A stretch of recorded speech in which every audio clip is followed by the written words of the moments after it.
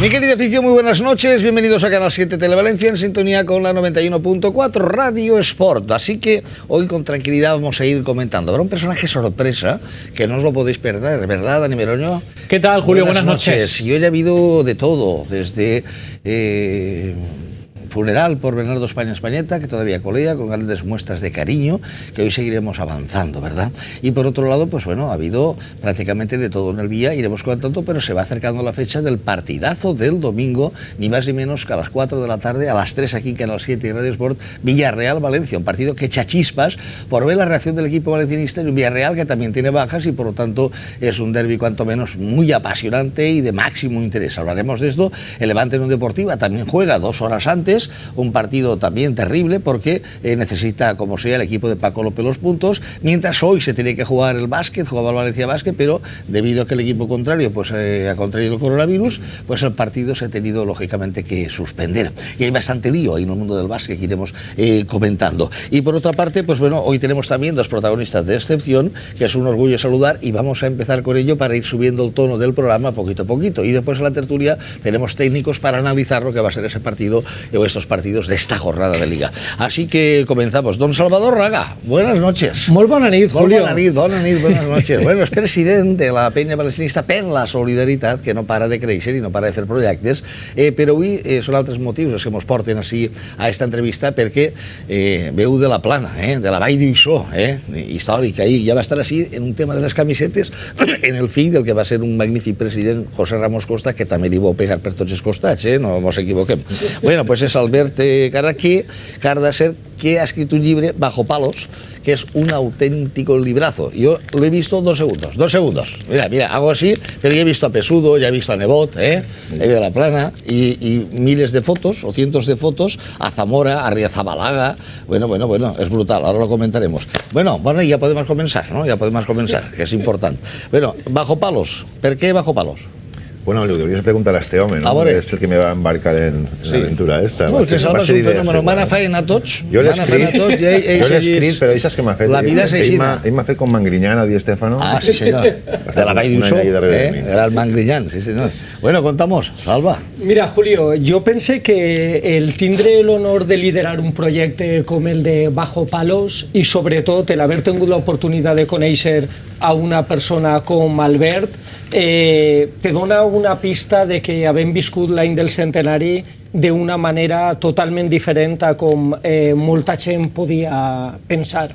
La vida baix d'una porteria en un camp de futbol com el de Mestalla o com qualsevol altre no és gens fàcil, i nosaltres creiem que continuant tot allò que Ferran Giner ha volgut fer per a que això de los fastos del centenari no se quedaren com una cosa simbòlica, des de la penya valencianista per la solidaritat i des de l'editorial Vinatea, fer un llibre que marcara un abans i un després.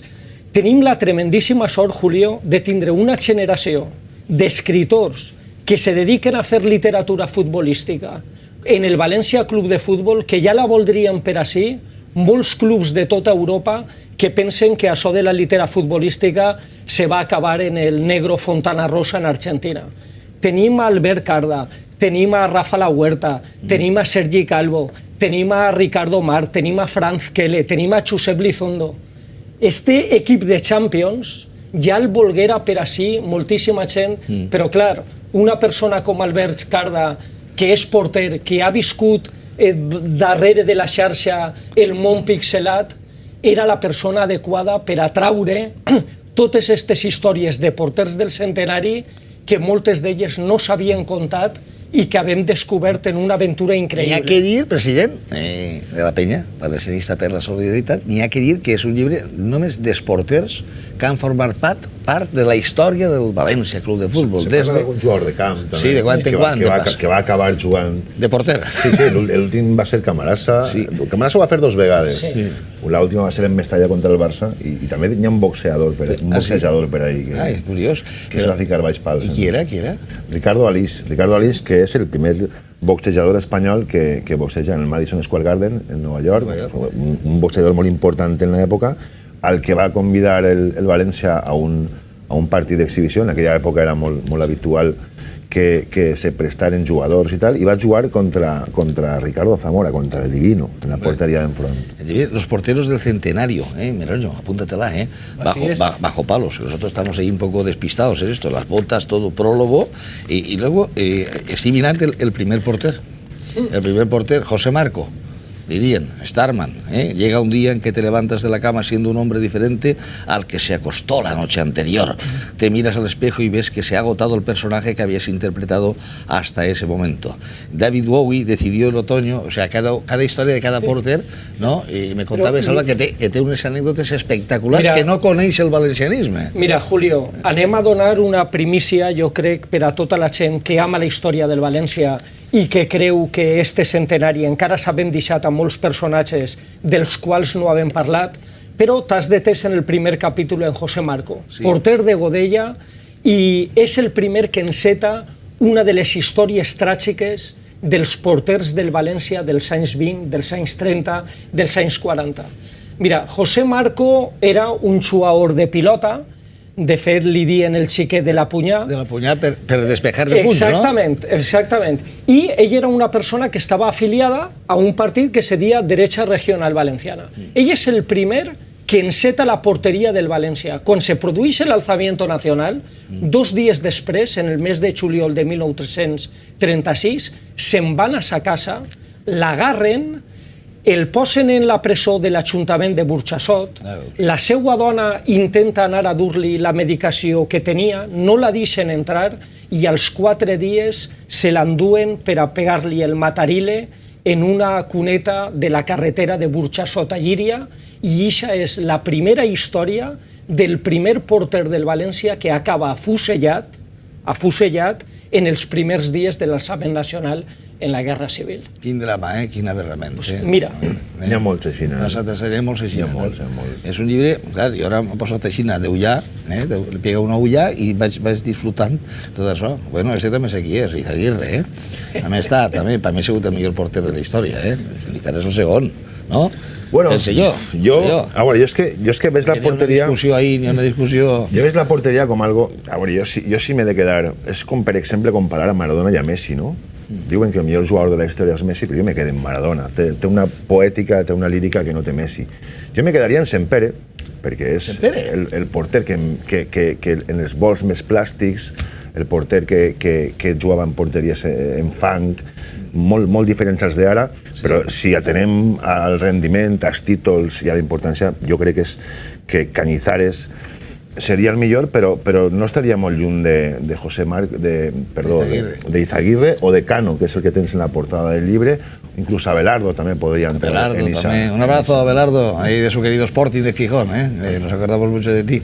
Además, Julio, de don Ignacio Izaguirre tenim que contar una anécdota perquè... Volia fer una puntualització, que entonces joves sin delanters era més difícil parar. Per la gent jove que ho sàpia, que això de jugar con 4-3-2-1 y 4-4-2, no, entonces que se jugava en un 5-3-2. Seria 2 defenses, 3 mitjos com a futbolín i sin delanters. Els números no són comparables. No són comparables. Això contàvem ahir. Exactament, però sempre han tingut grans jugadors a la porteria del València. De fet, Cano encaixa més de 500 gols i és un dels millors de la nostra història. Eduardo Cano Sayas és l'únic porter de la història del València que ha encaixat més de 500 gols. La història d'Enrique Cano Sayas, una salutació al seu besnet, que segur que estarà mirant el programa, és una història també terrible. Ell és un tapisser, ell és un obrer... Manitas de plata. És un obrer del barri de Russafa, que resulta que per part del bàndol nacional en la Guerra Civil li s'ofereix una guerra tremendament pacífica jugant a futbol en Madrid. Ell se nega, se queda pegant tirs així en València, acaba seguint del bàndol perdedor i ell té que fugir, anar-se'n a Uruguai. Ell funda la Casa Valenciana en Montevideo, falta allí, és allí soterrat i el seu fill, una família humil, fa tot lo impossible per a aconseguir repatriar el seu cos i el tenim soterrat en el Cementeri General de València en la mateixa placa en la que ella estaba soterrada en el cementerio de Montevideo. ¿Qué te ha parecido, Manuel? Para la gente joven así que está escuchando ahora, sí, es una maravilla porque yo me estoy quedando estupefacto, porque claro, te acuerdas de alguno, te suena, siempre te suenan los mismos, pero que siempre la figura gente que fíjate, del guardameta siempre está infravalorada. Sí. Siempre al final jo crec que era algo necessari parlar d'ells, vull dir, era una deuda. Era un deute pendent. No, és espectacular el llibre, perquè a més són anècdotes que jo crec que les noves ja generacions, no, que és totes, jo tampoc ho coneixia, ni què dir-ho, però bueno, pues és bonic recordar i el que han fet per el València, no? I hem furgat també molt en el que és la vida, perquè, per exemple, si jo te dic Campanolo, de què te'n recordaràs, no? Dels 6 gols que li van fer. Bueno, pues Campanolo era un tio que el van atracar i va estar a punt de morir, que li van pegar un colp al cap en un partit i va estar a punt de morir, que té una filla amb un problema molt greu. Vull dir, és que moltes vegades el que hi ha darrere és el que hem volgut contar i a més en un tipus de personatges com és el porter que és molt peculiar, és molt especial, és el que juga en la mà en un esport que juga en els peus. Com tots, no? I jo crec que s'ho mereixien, no? No, dirien que és la vida després de la porteria, no? És a dir, les seues vides... Jo crec que no hi ha després de la porteria. Jo crec que el que és porter se morirà sent porter. No, me referís que totes són les anècdotes també de la vida personal, no només partit, de que si el València jugó el 1930, pues molt bé, pues si va jugar i no va ploure, no es van constipar. Però això són anècdotes humanes, realitat. Qui sap que hi havia un porter que era Ferenc Platko. Ferenc Platko, dic, collons... Ferenc Platko no va jugar en el València. Ferenc Platko el deixa al Barça en algun amistós, però Ferenc Platko deixa bocabadat a Rafael Alberti en la final de Copa i Rafael Alberti li fa una oda a Platko. Se va quedar prendat en la figura. Conta com ell demana al Barcelona des de Xile que no té diners per a medicines i que per favor el club li envia diners perquè la seva dona i ell estan morint-se en la indigència en Santiago de Xile i ell ha sigut un dels més grans en la porteria del Barcelona i ell mor en la indigència en Santiago de Xile. I el boxeador era Alís. Ricardo Alís. Que però te l'ha calat, Pim, pam, ahí ves de boxeador i tal. Lluc, la tribuna de Mestalla, bueno, y així, tú de esto, pero yo nunca me has informado. No, yo quería preguntarles, en ninguna conversación, no. Yo quería preguntarles si ha habido algún guardameta que se ha referido a vosotros, os ha llamado y os ha dicho, oye, me ha encantado la historia como la habéis contado, me ha encantado lo que he leído, o alguno incluso que ha dicho, oye, podéis haber incluido esto u otro. ¿Ha habido alguno que os haya...? Sí, jo he parlat per privat en xarxes socials en Canizales perquè va haver un col·lectiu que és Últimes Vesprades a Mestalla, suposo que el coneixereu, que va publicar com a avançadilla del llibre el capítol de Canizales, si li va agradar i van estar comentant-ho, i després familiars de porters que ja no estan també ens ho han agraït, el pare, el fill de Pérez Balada, Ramírez Gálmez. Ramírez Gálmez és el porter més major que queda en vida, que és de Castelló, i vaig anar jo a entrevistar-me en ell. A més, ahir vaig descobrir que els dos fills havien jugat en primera en el Castelló, que debuten en una vaga de futbolistes contra el Real Madrid, el mateix partit que debuta Mitchell en primera. A todos los que se meten con el Castellón. Bueno, va dedicado, y siempre he dicho, para un Valencia campeón, alguien de Castellón. Te fíjate las alineaciones y verás, si no, meu. I va ser molt entranyable, va ser l'estar xerrant en ell va ser molt xulo i després els fills m'ho han agraït també, perquè hem rescatat a molta gent que... Pío, Marco, Pío. No digues ni Pío. Pío, pobret, també. La història de Pío, altra història desgraciadíssima. Ell, de fet, és el primer porter del València que guanya un títol en la final de Copa del 41 i ja no la juga Izaguirre en contra del pensament de moltíssima gent i ell acaba venent xelats en la playa de l'Inglès en Santa Cruz de Tenerife dient-li a tota la gent ja en un Alzheimer molt avançat que ell havia sigut un grandíssim porter del València, la gent el prenia com a loco però ell acabava entre xelat i xelat traient les fotografies d'aquella final de Copa i la gent no el reconeixia perquè ell estava molt degradat en l'última època de la seva vida. Hi ha un altre que és Mariano Ibáñez. Qué historia más conmovedora. Sí, eso se repasó, pero en el libro hay muchos más datos.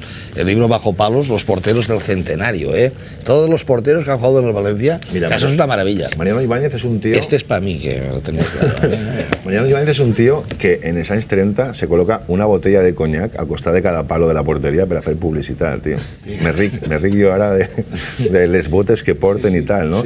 I és un tio que, a més, té una foto en una reproducció d'ell en un ninot aixina, d'este tamany, però exactament igual que ell.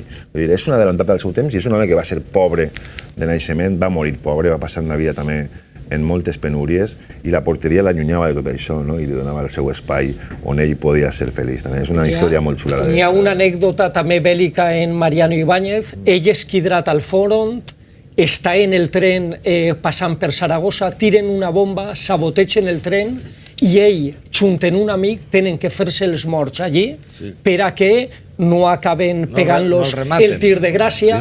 Tornen a Torrent, ell és el massatgista del Torrent i me diu a la seva neta que ell era molt volgut dins de la població calé del poble de Torrent perquè ell amagava dins dels vestuaris a molts dels xitaners del poble que eren perseguits per la Guàrdia Civil.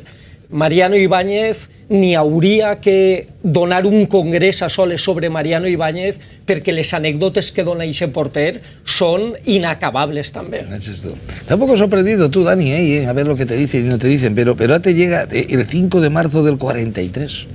Dice, un deportivo americano con cambio automático cruza a gran velocidad la plaza de España ante el asombro de quienes transitan en el lugar.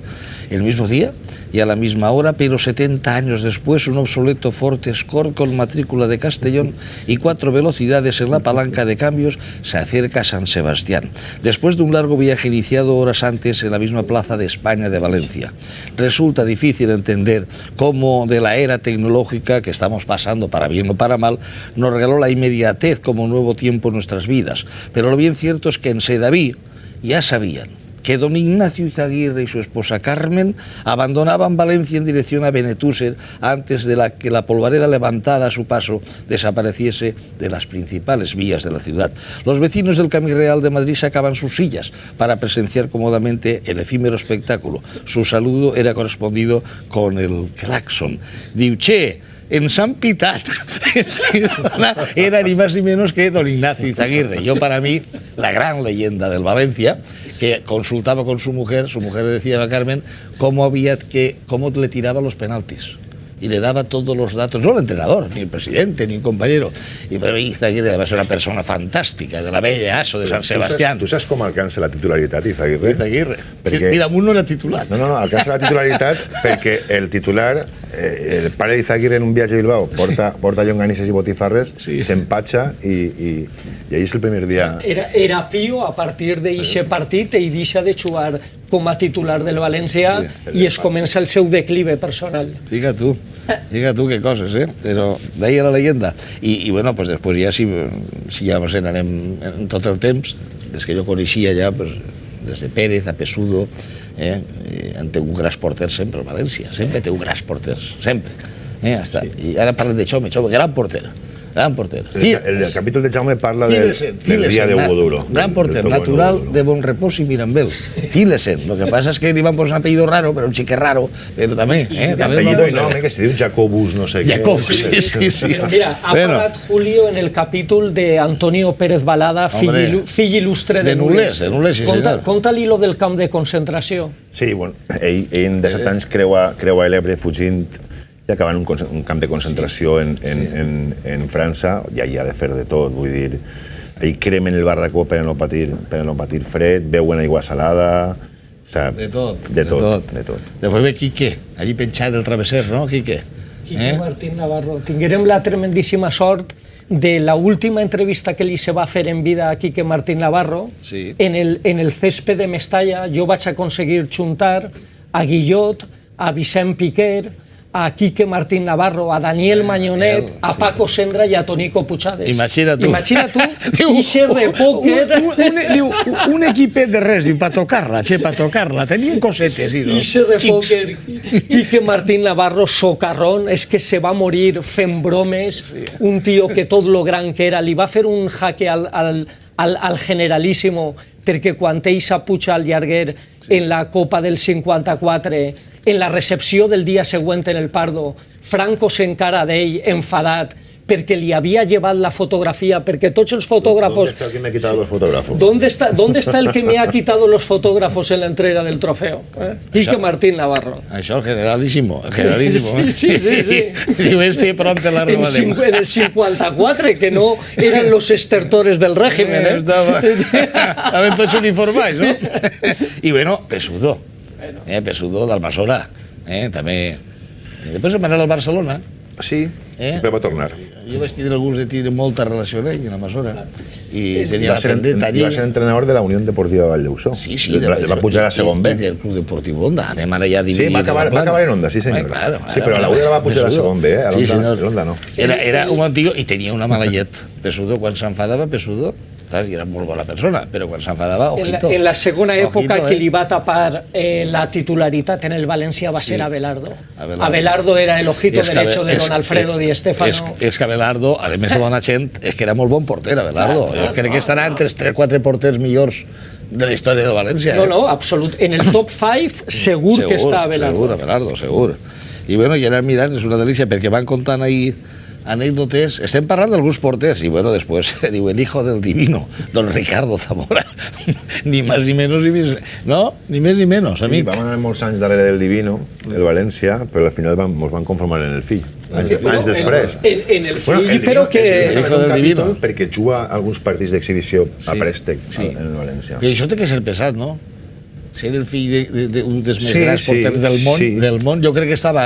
Jo estic catalogat. Un jugador de camp, per a un porter que té moltíssima més pressió i que té molt més complicat, encara més. Segur que se m'olvida però per mi el millor porter de tots els temps, jo crec que no n'hi haurà un altre, no en parirà un altre, perquè Vilacamp passat anys, era Yacine, l'aranya negra. Nosaltres tenim una aranya negra també, Bartual. A Bartual també li diuen l'aranya negra, però és de veres que el fill de Zamora va viure baix l'estigma de l'ombra allargada de son pare, però va ser un grandíssim porter i, a més, ell va ser el que va protegir la porteria del València en la primera final de Copa de Fires. Sí, senyor. O sigui que va ser un porter d'altíssimes prestacions, d'altíssima categoria, i que va lluitar ahir en Pesudo per veure qui consolidava la porteria hasta que va vindre el règim d'Abelardo. Abelardo, seguida de Abelardo, ell i sus pares, asturians també, que el porten així, estava Franco en el palco, su padre decía, vaig a futboles puros a presentar, que si no, no hi haurà manera ja, no?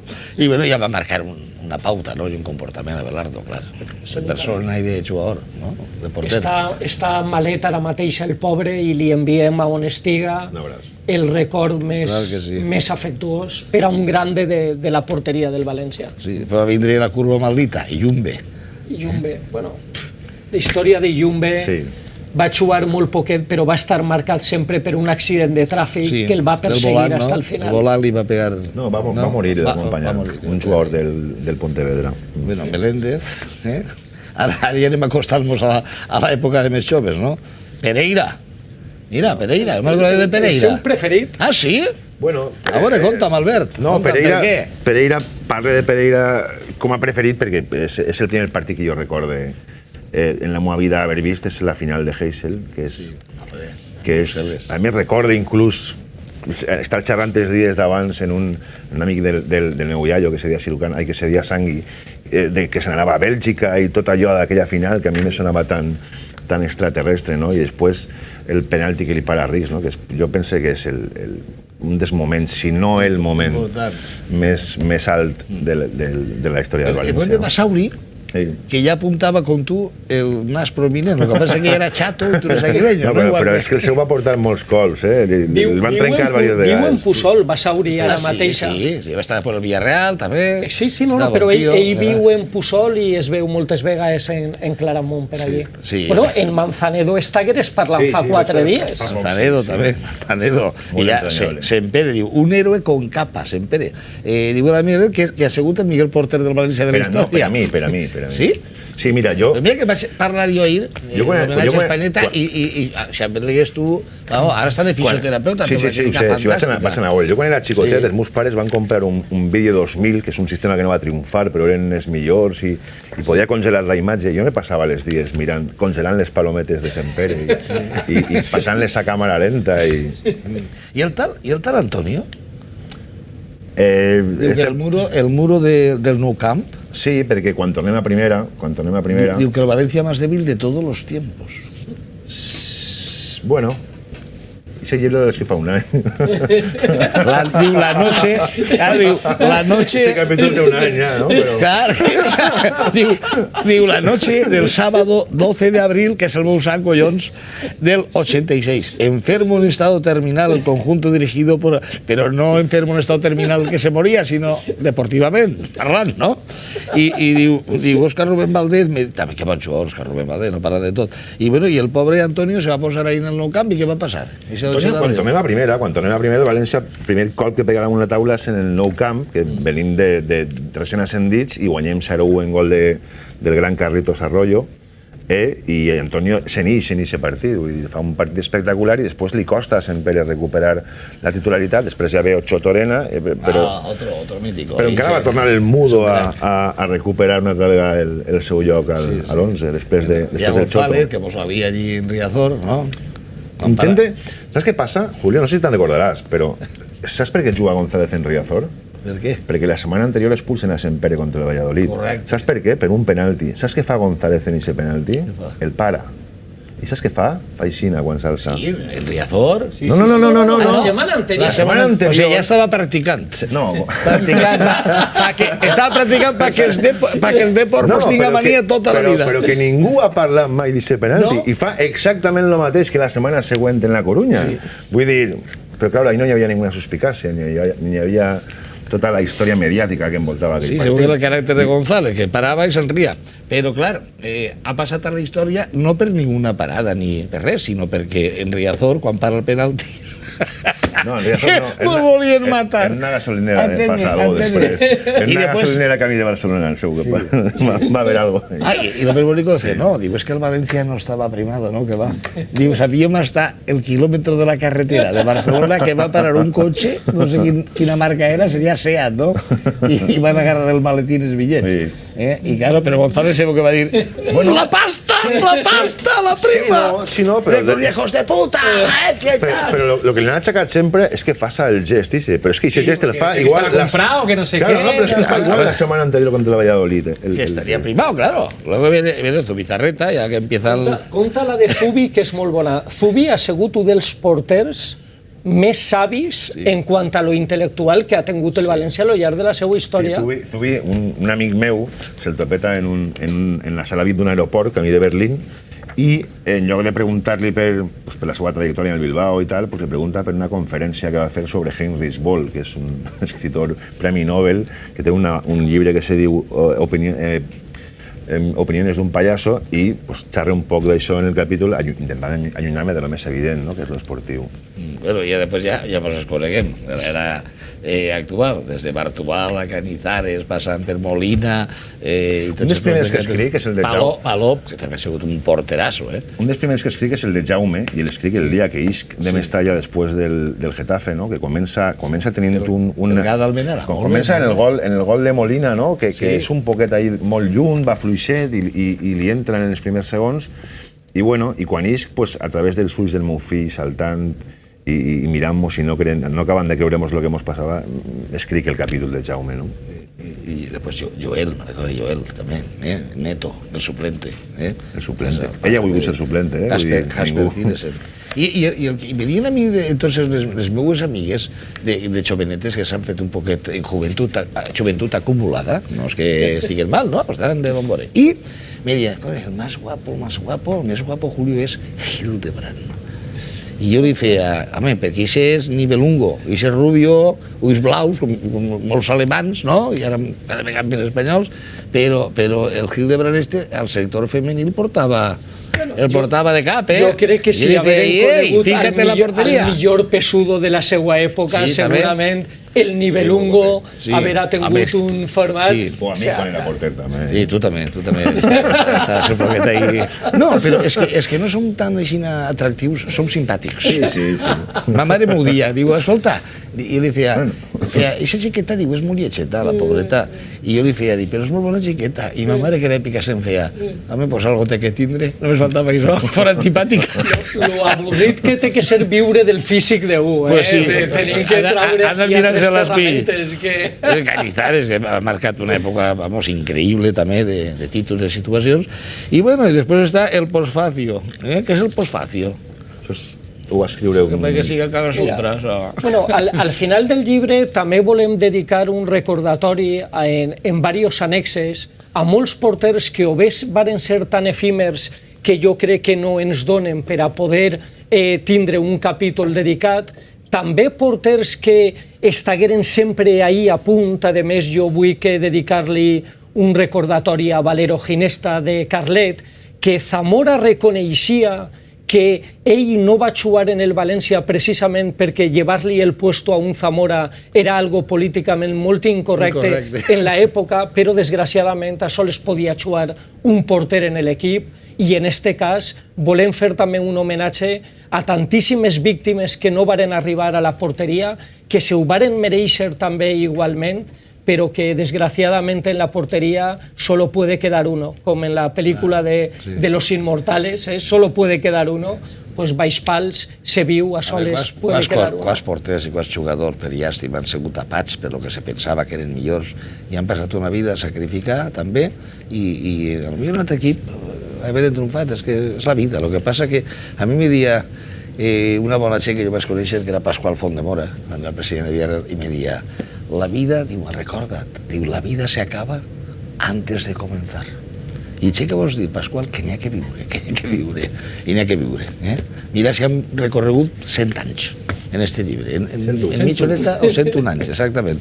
Bueno, i acaba dient, un héroe no necesita una capa, solo necesita un par de guantes. Muy bien, Bueno, pues que es un plaer, Bajo Palo. ¿Solo podem adquirir el llibre? Este no, este ja és pur mua. ¿Me l'has dedicat o no?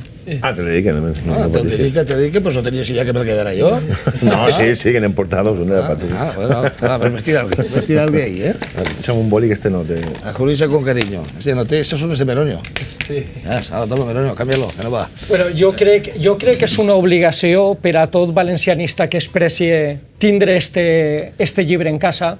Tenim que dir que tots els beneficis del llibre Albert Carda els ha donat per als projectes solidaris de la penya valencianista per la solidaritat, és dir, l'íntegre del producte d'este llibre, si no salva vides, des de luego les millora, i dins de la pàgina web de l'editorial Vinatea, www.editorialvinatea.com, es pot fer sense cap de despeses d'enviament durem el llibre, i el que vos puc assegurar és que la dinamita i la pólvora sols sabem ensenyar la pateta de lo que n'hi ha en aquestes quasi 500 pàgines.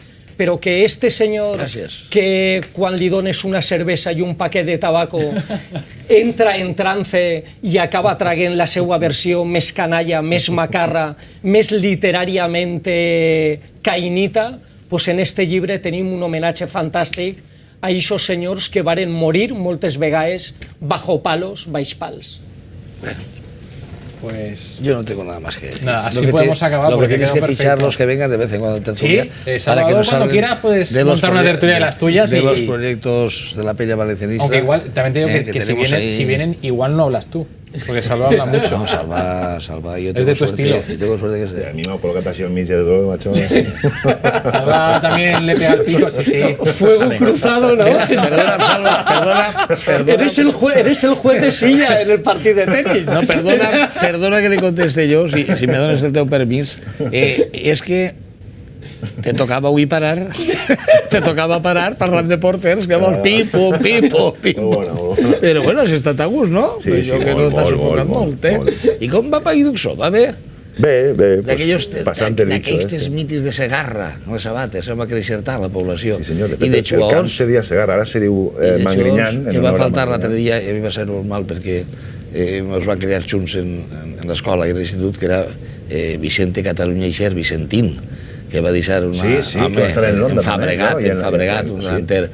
Falonés i Fabregat i Vicentín. Fabregat puja a la U de segon B i l'any següent guanya la Recopa d'Europa en el València, en Heysel. Ojo, que Païduxó també ha sigut cuna, el que passa que ahí l'estàndard era Mangrinyan, en el marcatge a Alfredo Di Stéfano. Con Silvestre Segarra Aragó. José Miguel Torres també la de la Vall. Està molt bé, no? Bueno, un dia farem una selecció antiga, xorem els veterans, contra el seu Benet, i vos pegaran un passo. Un plaer, moltíssimes gràcies, i ja ho sabeu. www.vinatea.com www.editorialvinatea.com. Bajo palos, tota la història real dels porters en les anècdotes corresponents del València Club de Futbol en 101 anys. I este me'l quedo jo. Moltes gràcies per la dedicatòria. Tranquils, no tenim pressa. Dani Meroño, ¿qué me cuentas? Bueno, pues que tenemos un montón de cosas. Oye, pero escucha, esto es valencianismo en vena, le habrá gustado, sobre todo a mi amigo Carlos Blanco le habrá gustado, ¿no? Porque le encantan estas cosas. Digo, y me escribe Joan Ignasi Culla, me dice, hombre, gran valencianiste. Un abrazo. Salva Raga. Sí, que también presentó un libro, ¿no? También va a presentar un libro en breve, dentro de poquito. A veure si es pas, i ara anem a fer això també d'història literària. Ahora somos cultos también. I ara l'última pregunta i se'n van. Sí, claro. Com s'escriu un llibre? Pues tenint este darrere tot el dia, passar el capítol d'avui... Saps què passa, Salva? Que m'agradaria escriure 7 o 8.000 llibres, perquè tinc jo històries per... Tu saps que les portes i les finestres d'esta editorial, jo t'ho he dit més d'una volta, i ara ho torne a repetir, i a més en un muntó de testics. Les portes d'esta editorial no aniràs a cap editorial millor que esta per a contar les teues històries. Hala, pues bueno, pues espera'm un dia, a veure si Déu vol, perquè és que no tinc temps. Moltes gràcies, fenómenos. Bueno, Meroño, vamos a... Un alto y vamos con más cositas. Tengo que decir, espero que me coja el teléfono, que la entrevista que viene a continuación... Vamos a ver si coge el teléfono. Yo creo que sí.